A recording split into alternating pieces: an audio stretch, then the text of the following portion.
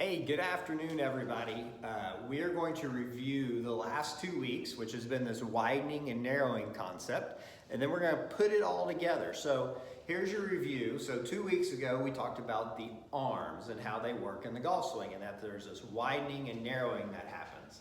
So as I take my backswing, there's a widening, and then a narrowing, and then a widening again of the arms as I swing. Now, one thing I didn't talk about 2 weeks ago when I talked about the arms is in the narrowing part of the downswing, it's not a changing of angles. The right elbow doesn't really fold. The wrist, you're gonna see a little bit of hinge, but it's not something you're trying to do. It's really just the arms moving into your body. So if you see my right elbow, it still has, it's going through extension. It hasn't gotten this way. Because if it gets this way, then you have to let all that angle out, and it's really, really hard to repeat. So that's the review of the arms. So review of the legs. When I take my backswing, my pelvis, sacrum, knees, they're all gonna work narrow. When I transition, they go back to wide. And when I swing through, they go back to narrow. So now we're just gonna put it all together.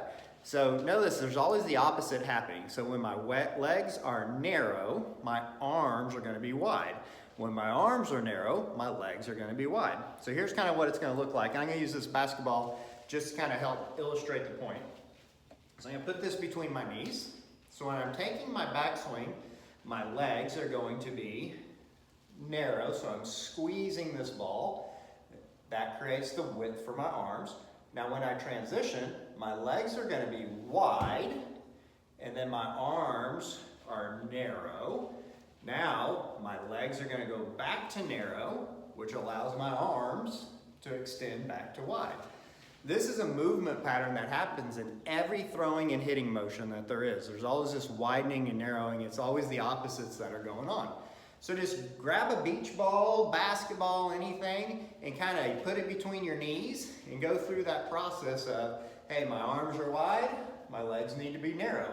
When my legs are wide, my arms need to be narrow.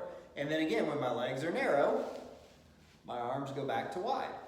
So work on that movement pattern, and that'll help you a ton in your golf swing both with speed and power and controlling the club face. Hope you enjoy it. See you next week.